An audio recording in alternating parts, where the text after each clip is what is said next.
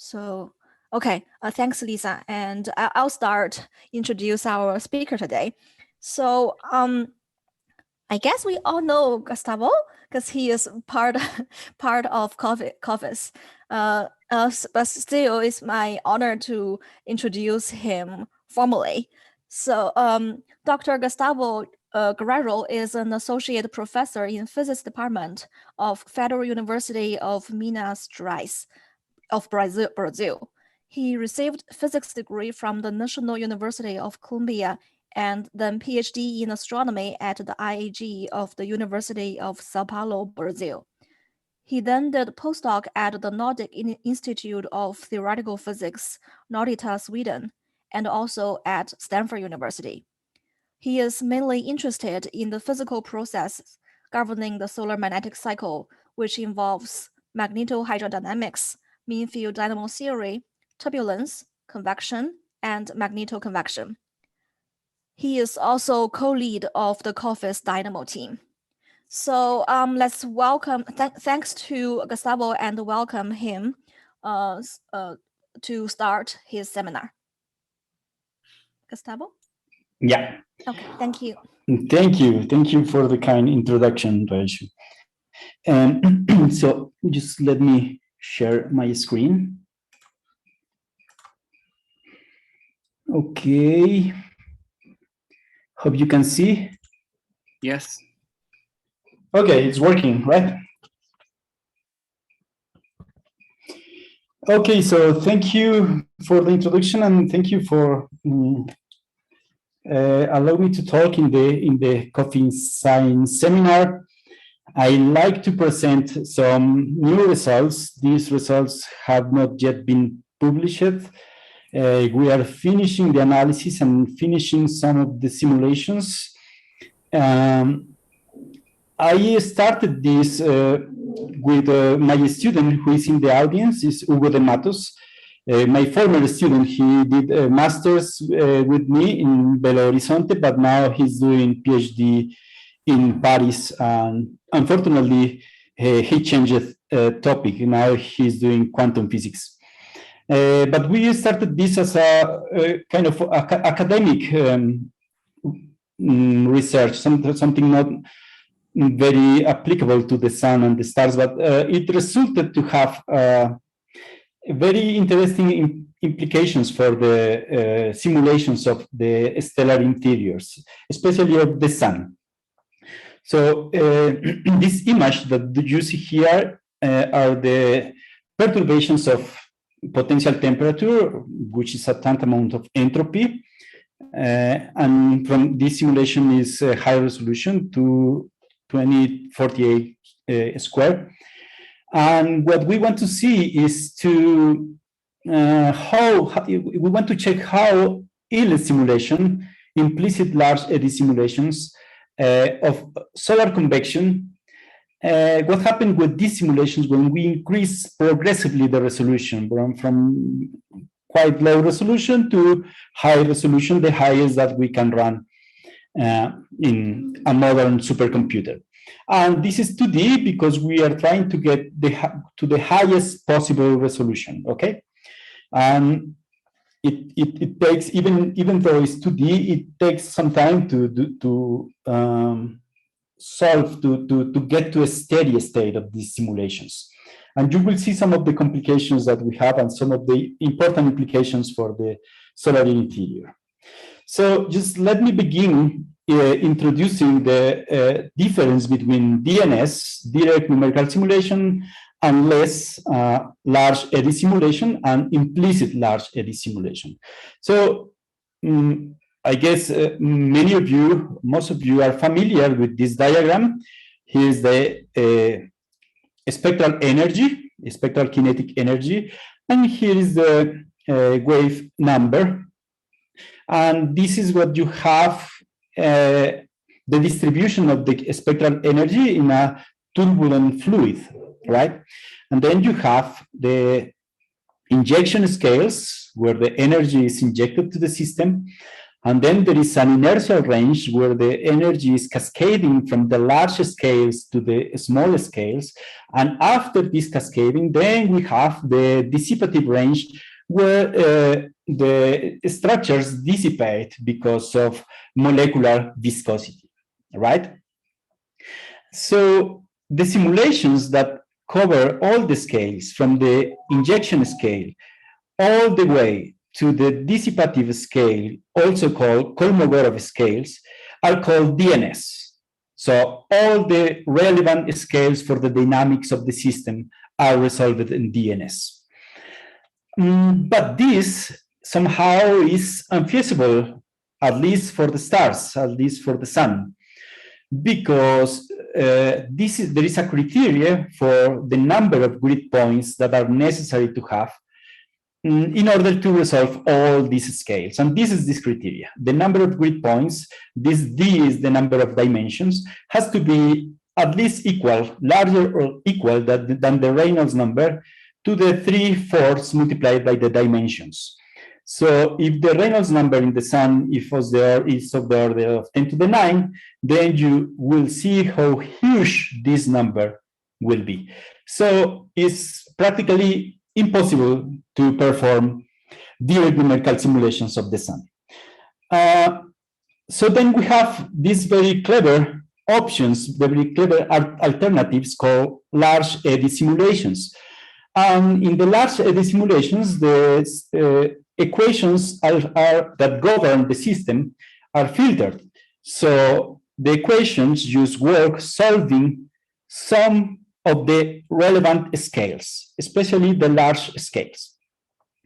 Okay, but then based on the properties of the turbulence, it's possible to construct subgrid scale models that can provide the physics of the non-resolved scales towards the simulation of the resolved scales. Okay, so here I have I just cut some part of the figure that I presented above, and here you see that there is a huge cell. So this will be some of the resolved scales, right? But then in the high resolution simulations, we can have something, some scales that dissipate according to the viscosity of the model, okay? And how is constructed this subgrid scale model? If we don't know what are the scales, probably the scales relevant for the system are even smaller than these ones. So how do we know what terms should we add to the governing equations to take into account the non-resolved scales? Of course, there are some clever alternatives for doing this. I will talk just a bit about this in the following slide. Something very important here is also the scaling of the spectral energy with the wave number, K. So if the turbulence is homogeneous and isotropic, then the spectral energy scales with K to the -5/3. And this is what everybody is familiar with, right? And this is the scaling of Kolmogorov and Ubukov. However, if the turbulence is not isotropic and not non-homogeneous, and we can change isotropy and homogeneity of turbulence by adding, for example, gravity or by adding rotation, then this scaling will change. Bocliano and Ubukov, they have some new scaling laws. They provide some scaling laws. They are not new, they are old, but these scaling laws are for turbulence that are still isotropic, but they include the gravity terms. So the -5/3 change to -11/5. Okay, so, and there is no still a well or a theoretical scaling law for what will happen in the sun, for example, where we have rotation, gravity, plus magnetic field. So this scaling is, the -5/3 is only for isotropic and homogeneous turbulence. So if anybody has any comment or question, please can interrupt me, okay? As I mentioned before, this is still preliminary, so I love to hear your feedback. That's really important. So Reynolds number and magnetic Reynolds number are really, really high in astrophysics. So DNS are unfeasible, at least in the foreseen future. So in my view, in my opinion, subgrid scale modeling is mandatory. And what this less does, then see, for example, this equation. This is an equation of a conservation law. Here, the variable u is affected by these flags. And this is the exact equation for u. And of course, we have to discretize this and put it in a form that the computer can solve it. And some discrete equation for this exact equation should be this left-hand side here, where h is the size of the resolved scales, correct? So if we have a large Eddy simulation, we have somehow to take into account the non-resolved scales, and then we add some forcing terms. I will call this F less, okay? These are the forcing terms that will contribute to the discrete equation to give a solution that approximates as better as possible to the exact solution. And this forcing term, this less forcing, it has different forms. Normally, what is used is just to consider a dissipative term. So an enhanced viscosity, an enhanced thermal conductivity, and these kind of things that probably are not sufficient to make the discrete equation similar to the exact solution. And when more complicated subgrid scale models are implemented, then the forcing has some terms that are dissipative, but also they have some backscatter. So some terms that are called dispersive and can mediate the exchange of energy from the small scales towards the large scales. Okay, and what happened in ILES, or implicit large Eddy simulation? Then in ILES, this forcing term is delegated to the truncation terms in the numerical methods. Okay, so the numerical method used in the ILES simulation includes terms that have dispersive, that operate at dispersive terms, but also dissipative terms. Okay, and there are two very nice papers by Margolin and Ryder, and then by Margolin. In this paper, I will speak about this in the next slide. Is a rationale for the implicit turbulent modeling. So why ILES simulation are successful in simulating turbulence. And this new paper, the 2019 paper, is about the same topic, and it talks about the reality of this artificial or effective viscosity, where Margolin claims that more cells obviously does not mean better physics. And I agree with this quote. So what happens in this paper is the rationale for implicit turbulent modeling presented in Margolin and Ryder works in a most simple equation, which is the one-dimensional Burger's equation. This is a turbulent equation. It's a turbulent model because it has this nonlinear advection here.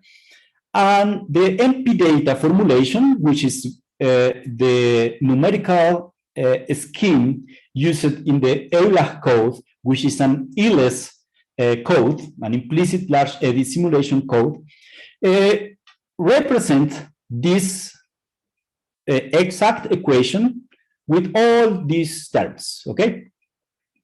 And then Margolin goes further and writes the evolution equation for a finite volume of the fluid of size L and in a time span T, capital T.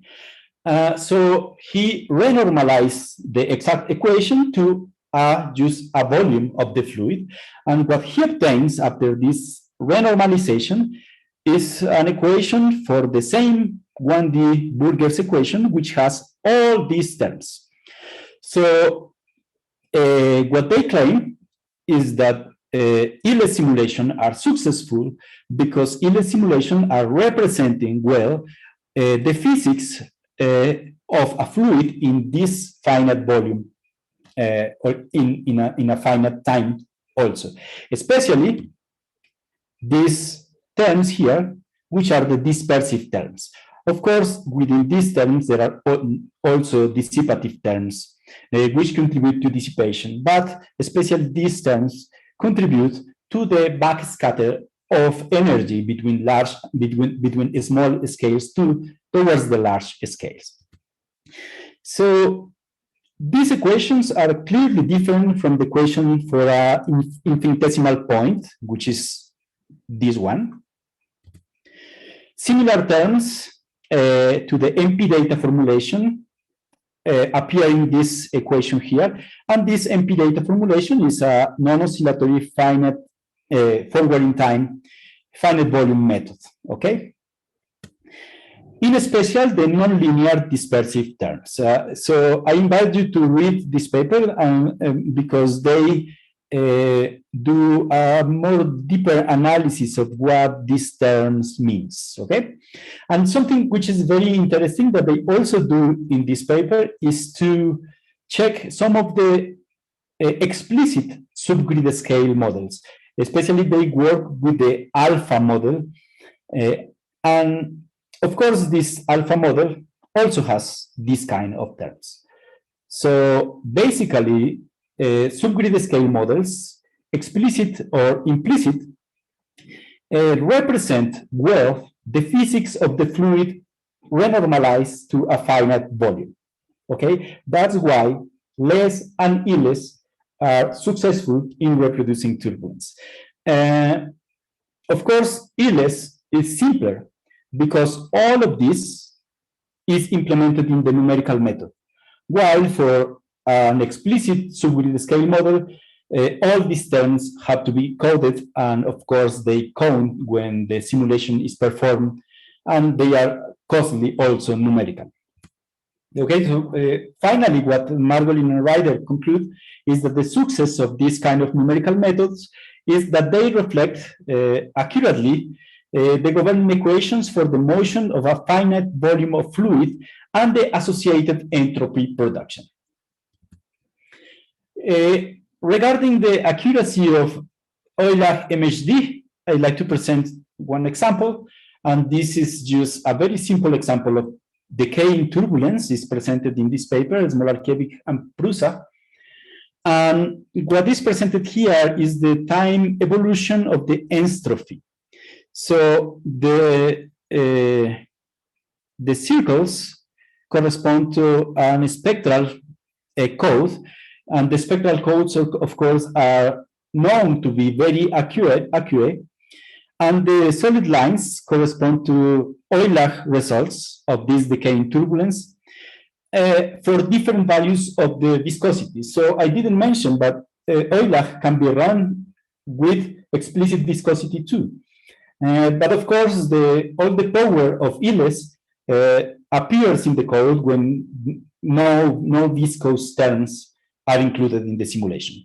So when the code has viscosity, you can see that Euler is pretty accurate and can reproduce pretty well a spectral simulation, which was performed by Herring and Kerr and has 256 cube grid points. Okay, and something that is very interesting is that the evolution of entropy,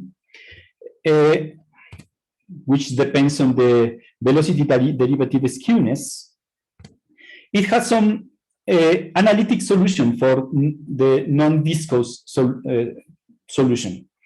And this equation, the analytic solution is this dotted line, this theoretical dotted line.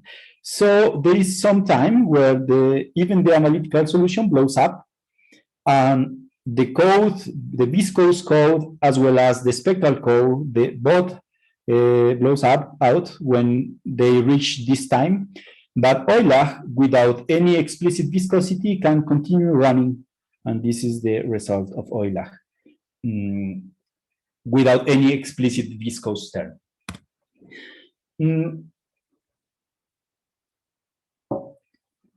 These are the spectra of the kinetic energy for 3 different simulations, Euler simulations, for 64, 128, and 256 cubes.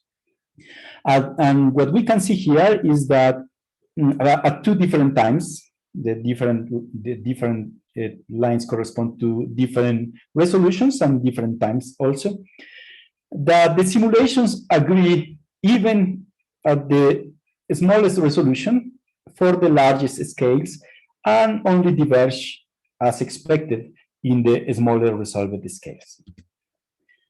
So they match at the resolved scales, and what is a conclusion of smaller Kevix and Prusa. Smaller Kevix, by the way, is the main developer of Euler, is that implicit large eddy simulations represent an asymptotic solution in the zero viscosity limit projected to a given resolution model. But then, what is the meaning of convergence in less and E-less? Well, the meaning is that, that as h, which is the size of the resolved scales, tend to eta, and eta is the Kolmogorov scale, so the dissipative scales, then this forcing, the less forcing, has to tend to 0. And then we will see how this works in 2D convection for the sun, if this works at all. So what is the setup for the 2D model of solar convection? This is the background state of the simulation.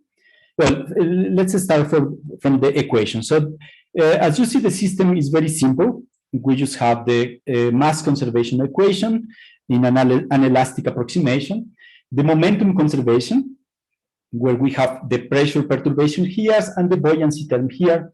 And then we have an energy conservation term, where the here we have a slightly super adiabatic term that drives convection, and a Newtonian cooling term that basically makes the, or adiabatize the motions in the convection zone. We have 2 layers. In the bottom of the domain, we have a stable layer with a positive gradient of theta, of course, and then a negative gradient of this theta, which is the potential temperature, and a negative gradient means a convectively unstable region. Here is a zoom of this region, and then you can see that there is a negative gradient, and the temperature contrast between here and here is about 20 Kelvin. And the code, as any inelastic code, has a background state, and the background state is isentropic, so no exchange of energy. And then we have an ambient state, which is forcing, which is driving convection. And the ambient state, as I mentioned, has an stable part, an stable layer, and an unstable layer. If you see closer here, then here I have the density and the temperature, and the dotted line, which is overposed with these 2 lines and just diverge here close to the bottom of the domain, is the Georgian Christensen-Dalsgaard solar standard model. So this is the setup for the simulation. We performed simulations between 64 square to 2048 square mesh points. We are also running for 4096 square mesh points, but this simulation is taking a bit longer, so I didn't add this model to this presentation. And we have to run the simulation for more than 60 years to get to a steady state. The time step to have for having all the simulations with the same code and condition range from 6,300 seconds to 100 seconds. So you see, for 64, I can use a very large time step, but for a high resolution, I have to decrease this time step. And the time step can be a bit larger than the actual current condition because the code is semi-implicit. Also, I put here the wall time, the computer wall time for this simulation. So this kind of simulation I can run in my laptop in less than 1 hour, but this simulation I am running it in 512 processors in Pleiades, and it has taken so far 7 to 10 to the 5 CPU hours. So even 2D simulations are actually very, very expensive. So here there are the movies for the steady state for 2 different simulations, one with low resolution, 128, and one for high resolution, 1024 grid points. And then you will see the basic structure of convection. So you have broad upflows with sharper downflows. Okay, in this simulation here, you can see better than these downflows form from the coalescence of smaller downflows that form close to the surface. And this is not so evident in the low resolution simulation. But overall, the dynamics of the system is not so different as you can see. Of course, you can see a lot more detail in this simulation here than here, but the dynamics of the system is basically similar. You see that in the 2 simulations, the velocity have the same ranges, and as you will see later in this talk, the spectra have similar properties. These are the perturbations of potential temperature, and then you see that there is something weird happening here, and here in the low resolution cases, the perturbations are very strong, and I will explain why this is happening a bit later. But after 256, this disappears. And of course, I can make the simulations I can make to disappear this just by fine-tuning the simulations, but since I have not moved the parameters of the simulations for all these cases, then we can see these strong perturbations here than they are observed in the higher resolution cases. Okay, so this is the same picture that was at the beginning of the presentation, and you can see a lot of small scale structure where you can see the mushroom structures and the shearing structures, which are characteristics of different hydrodynamic instabilities. What about the integral properties of the fluid? So these are RMS quantities. And you can see that the different colors correspond to different resolutions, okay? So this is the vertical velocity, and you see, even though the amplitude of the motion is different, the profile is the same, even for 128, but then, of course, they are closer for simulations above 512 grid points. More importantly, the horizontal velocity. So the low resolution simulation has this minimum here and has this secondary minimum here. This minimum becomes flatter when the resolution increases. This is the point where the cells that are operating in the system change sign, the horizontal component of the cells. So here I'm showing you the horizontal velocity. So here you might have one cell, And in this point where there is a change of sign, then we have this minimum here, and this is more pronounced for the low resolution simulations. And also this secondary minimum, which appears for the 64 and 128 resolution, disappears because there is a strong density contrast close to the surface. So in this case, high resolution is needed to resolve this, the small scale motions that the system wants to form in this region. Since the resolution is not enough here in the 64 square simulation, then you have another reversal, kind of another reversal of the horizontal velocity. And this forms this minimum here.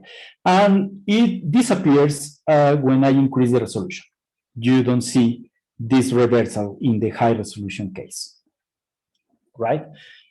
Just let me just show again this figure, because this is URMS velocity, so it has the two components. Before. So you can see that perhaps in the convection zone, the results are the same, but look what happens below the convection zone. Below the convection zone, there are horizontal motions which are very strong, and they are formed because of internal gravity waves. I will talk about this in a minute. And these are more pronounced for the high resolution simulations, just because these motions don't dissipate. They take a lot of time to dissipate, because the viscosity is rather small in this region and also in this simulation.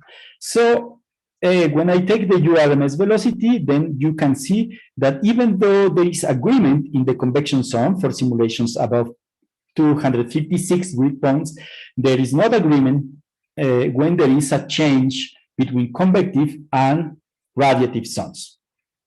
So what started as an academic exercise to check convergence of inlet simulation turned out to give us very interesting details of what should be done to simulate the solar interior if we want to simulate from the bottom towards the top. So these changes here are necessary to take into account.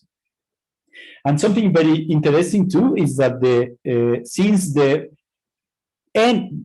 is energy in small scales, the heat flux is decreasing when we increase the resolution. So finally, it appears to be some convergence also for simulations above 512, but also this negative peak here, which shows kind of the overshooting of the simulation, then this peak is decreasing as soon as I increase the resolution. So this is also quite important if one wants to simulate the solar interior. What about the turbulent spectrum? So on the left, there is the kinetic energy spectra, and here we have different colors for the different resolutions, and you can see this is the computed scaling law 2.66, which is closer to the Bogliano-Bukov scaling for the kinetic spectra, and it kind of shows roughly 2 decades of inertial range. But more importantly, for simulations of 128 square grid points and above, the large scales converge or have roughly the same energy. And for the variance of potential temperature, so this is the equation for the kinetic energy in the spectral space, but just changing U by theta, I can get the variance of theta or entropy, and I have this spectra. And here the situation are slightly different because of the things that are happening when I increase the resolution, which are related with the production of internal gravity waves, which are not other thing that thermal perturbations, and these appear, or they seem to contribute to the large scales too.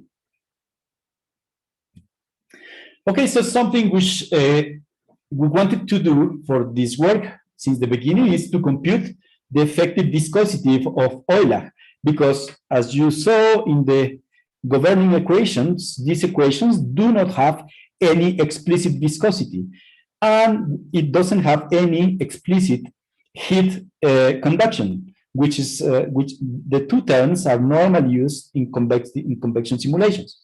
So we don't have this here, and everything is delegated to the ILES, to the terms that appear in the MP data scheme. So it's possible to compute the effective viscosity of these simulations, and for computing this we use the momentum equation, this one, but we transform this into an energy equation just by multiply by the complex conjugate of U, and then every single term here.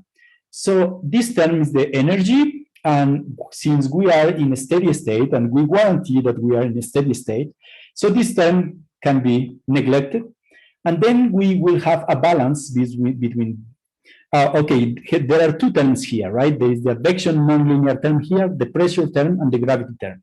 So here is advection, pressure, and gravity. And of course, we are balancing these three terms with a non-explicit diffusivity, which is of course proportional to k squared, k being the wave number. So by doing the balance between these three terms and equaling this to a viscous term, we can compute the effective viscosity of the simulation, and we can compute it as a function of the wave number. And this is what we have here. And this is very interesting what happens here, because we see that the effective viscosity just falls as we increase the resolution, but it has a different scaling when we are at the largest scales of the fluid than when we are at the smallest resolved scales. And they are different, and the shape of the profile is different. So look at this, for example. This is the lowest resolution simulation, and this is the 128 grid points, and this is the 256 square grid points. They decrease a little bit, and then they increase for the smallest resolved scales. While for 512, they kind of decrease and then remain kind of constant. So why is happening this? Our interpretation in the view of the less and I-less formulation is that these terms, for the low resolution cases, the less forcing has two terms, the dispersive terms and the dissipative terms between or among other terms, right? But when we have high resolution, then we have only the dissipative terms. And why the dispersive terms are not important here? They are not relevant here because we are resolving scales that are transferring energy to the large scales. So this was expected somehow, but the profiles show this in a very nice form. And then we average the values of the effective viscosity for the smallest resolved scales, and this is the profile. You see that probably this is a power law, but probably we can get two power laws here, one for the lowest resolution and a different scaling for the higher resolution. Most importantly, we are able to compute the turbulent viscosity with a very simple formulation of the effective of the turbulent viscosity. This term here, L, is computed using the integral scale of the simulation. You see that this is the energy, but weighted with the length of the motion. So basically, L is the scale of the motions that has the largest energy. Okay, so we use this integral scale to compute the turbulent viscosity using the URMS velocity too, and these are the red dots here. And these red dots, you can see, they are roughly independent of the resolution. And you see that for simulations above 128 grid points, the effective or the turbulent viscosity, the eddy viscosity, is larger than the effective viscosity of the simulations. And that is why the high resolutions are well resolved. The small scale motions that will take a lot of time to disappear because of the low viscosity of the high resolution simulations, they just disappear faster because the turbulent viscosity is very, very high. These values, 10 to the 9, and the values here, they agree with previous calculations of effective viscosity, as the paper of Antoine Strugarek, and also my paper of global dynamos in 2019, where I compute the magnetic diffusivity using a similar equation to this one. So turbulent viscosity here and turbulent magnetic diffusivity have the order of 10 to the 8, between 10 to the 8 and 10 to the 9 meters squares per second. So, okay. So this is about the convergence of the simulations. And what I will present you later is what happened below the convection zone. So some of you should be familiar with the QBOs that exist in the Earth stratosphere. If you are not familiar, the QBOs are azimuthal jets or motions that are persistent and have a 2-year periodicity. That's why they are called quasi-biannual oscillations. And these motions, they just form because of atmospheric waves that are generated in the troposphere. So this is the stratosphere and this is the troposphere. We have convection in the troposphere, but the stratosphere is an unstable layer. So motions that come from the troposphere and penetrate in the stratosphere produce internal gravity waves in this region, and these internal gravity waves interact between each other and form large-scale motions. So these are the kind of motions that appear in the stratosphere, and of course these kind of motions afterwards are relevant not only for the stratosphere but also for the troposphere and are relevant for the Earth's climate.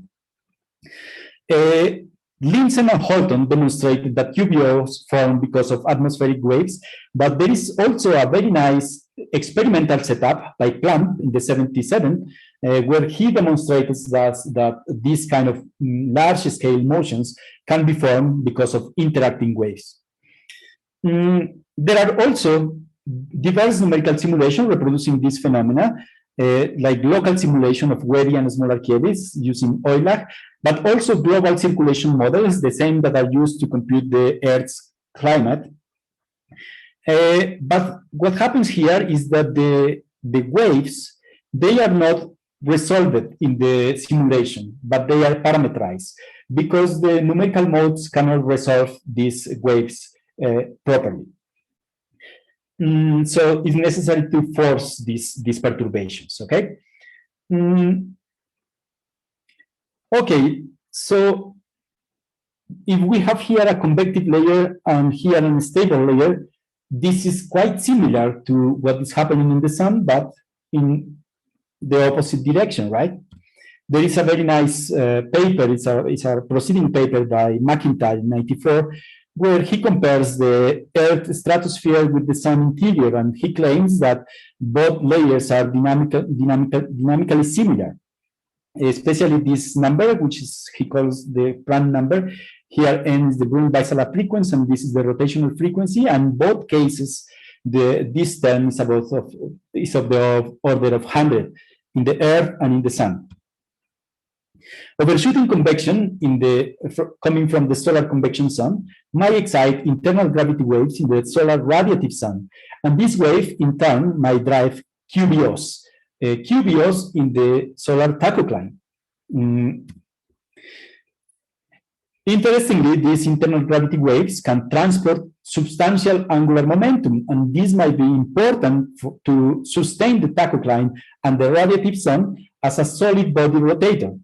Also, these waves can influence temporal changes in the solar differential rotation, like the well-known torsional oscillations.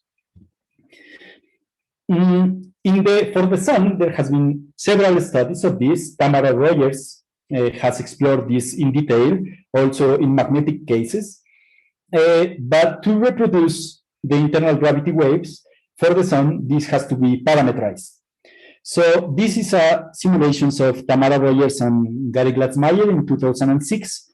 And in this case, the perturbations are due to convection in a convective layer on top of the radiative sun. But then the simulation fails in reproducing QBOs. In a forthcoming paper in 2008, when they force or they parameterize the waves by a forcing term, then you can see that these QBOs are formed with a periodicity of about a few months in this case. Something which is interesting here is that similar to the Earth QBOs, the solar QBOs has this oscillatory behavior, and they have two maximum at each time. So if I go at a single time and cross here, I have a negative maximum and a positive maximum. Okay, this is also observed here. At a single point, I have a negative maximum and a positive maximum. So what happens in the, oops, here, sorry, I have to remove this. What happened in the simulations that I presented you? Here, I am presenting only the stable layer. So convection is happening just above. And you see that for 128 grid points, the gravity waves are very poorly resolved. They are not resolved at all. And there is some penetration, some overshooting here. It's possible to distinguish that. And this is the average horizontal velocity, average over the horizontal direction. So nothing clear here. If I increase the resolution to 256, notice that these are the same simulations that I was presenting before. So I have this internal gravity waves formation. They propagate in the solar interior, and they form now these motions. Here, the QPOs are not well formed yet. This is kind of stochastic. There is no well-defined sign. It changes stochastically.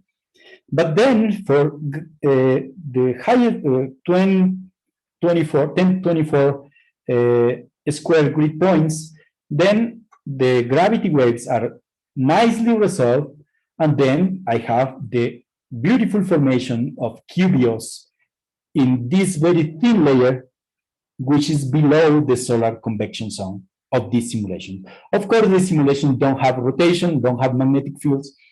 So this is just the case for hydrodynamic, as is the case of this simulation of Tamara Rogers. So you can see the similarity between the two cases. And the figure that I just deleted is a figure by the paper of Kim et al. In 2001, where he does a linear analysis of these internal gravity waves and these QBOs, and he finds that the formation of QBOs are strongly dependent on the viscosity. So there is a value of the viscosity where the QBOs are perfectly periodic, but then with the decreasing viscosity, they become quasi-periodic, and if decreasing even further the viscosity, they become chaotic. This was the figure that I just take out from here.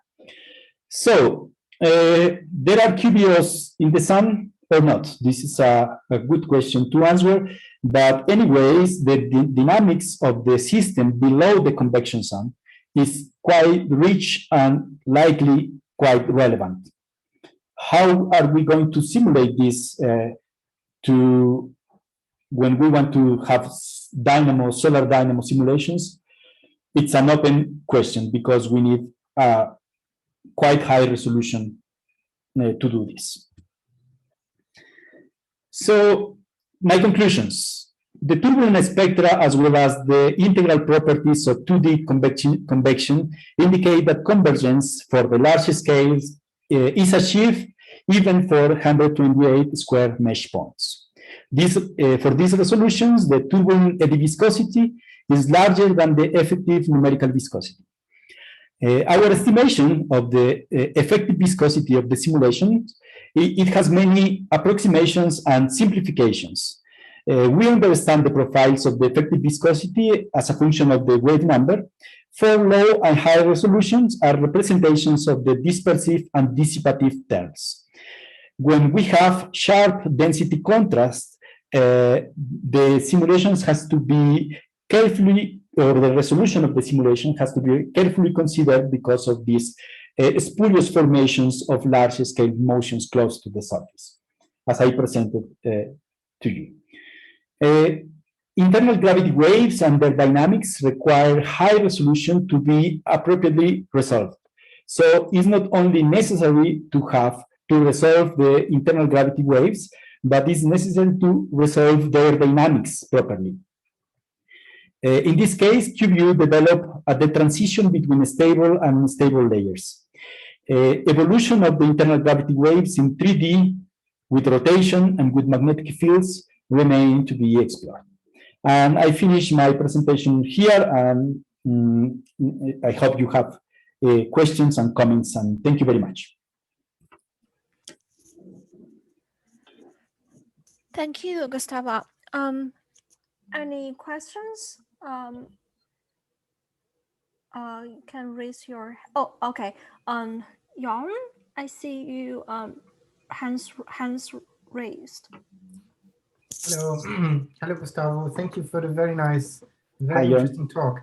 I have two small questions related to your setup. So, what is your energy boundary condition? So, do you have a fixed energy flux or something like this at the top or the bottom? No, I have zero flux. Zero flux of enthalpy at the top and bottom. Okay, and then do you? I don't know what your stratification is, but do you resolve actually the pressure scale heights in the small scale, in the lower resolution? No, in the low resolution, no. But in the high, okay. But so that's why these spurious motions develop. Okay, I understand. And then one other question.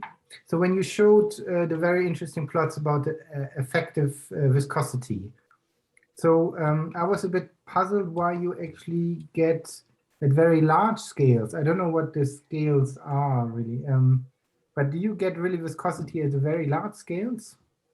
Wouldn't you expect that the effective viscosity only acts on quite small scales? The effective viscosity acts on the small scale. The viscosity is proportional to K squared. So if you have viscosity here, it's probably not relevant for the dynamics of the fluid. Okay.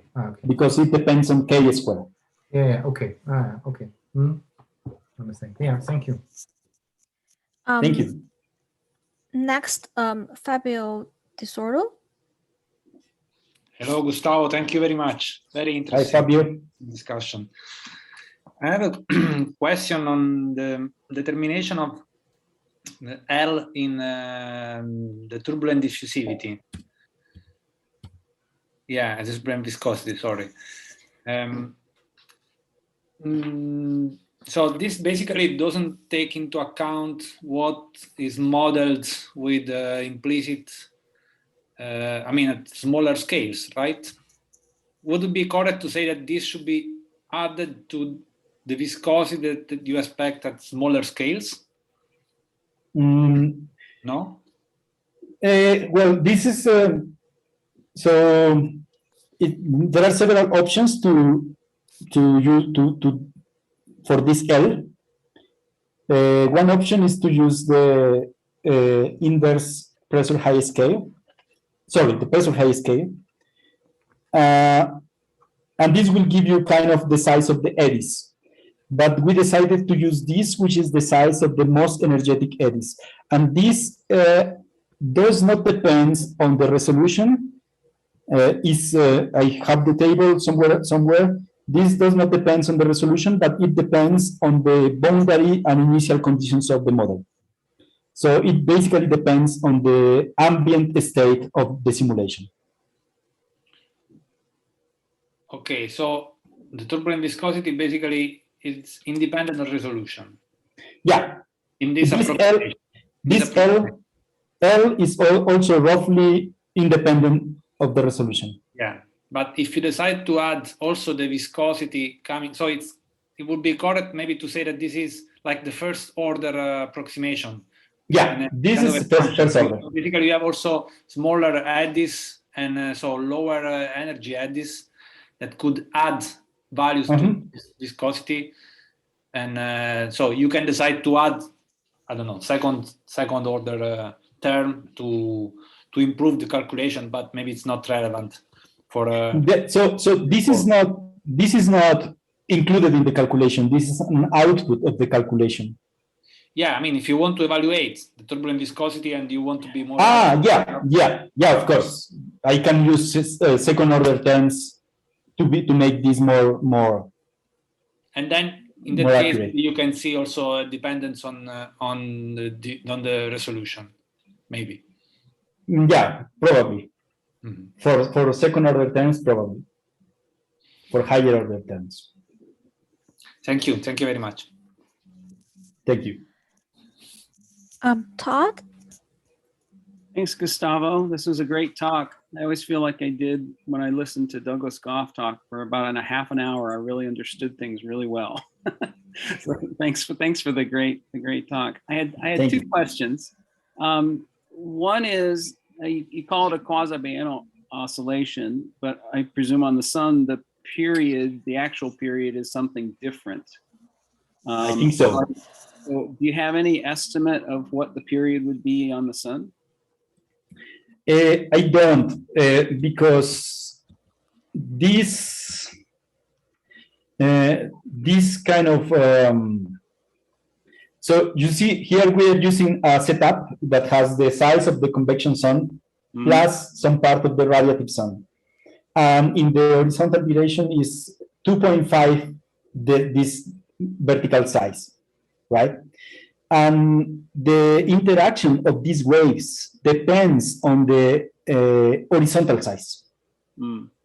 So what we're looking here is the result used for this particular model. By the way, I presented some, I don't know if it's possible for you to see this, but these are the interacting waves. Is possible to see anything? A little bit, but not much detail because it's mostly black. But yeah, I can see a little bit of the top on my screen. Yeah, everything is on the top. Okay. Yeah. So the period here is 1 year, but I will not say that that's for the sun, because this is for this particular model. Also, some of the waves penetrate towards the bottom, and they are reflected back. And they also contribute to the formation of this. But this, in the sun, they will travel further, right? They will travel toward all the way to the bottom.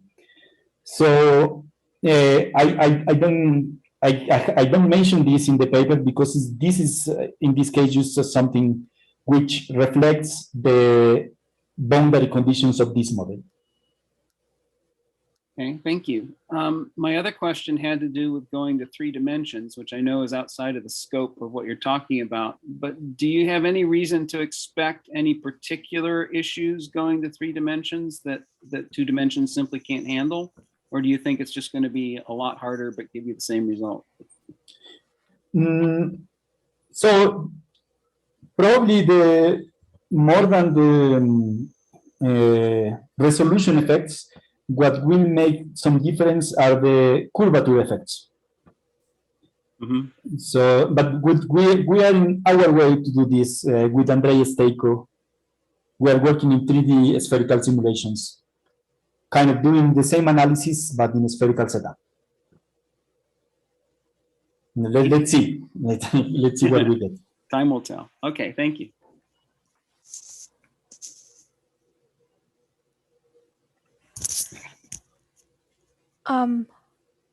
Okay, no more questions. we are at an hour time. If no more questions, let's thank our speaker Gustavo again. Thank you for the wonderful talk. And same as before, the recording of the talk will be uploaded to our website afterwards. And thanks to the speaker again, and see you next month. Okay, thank you. Thank you. Bye. Thank you. Bye-bye. Thank you. Bye. Bye. Thank you. Thanks. Bye.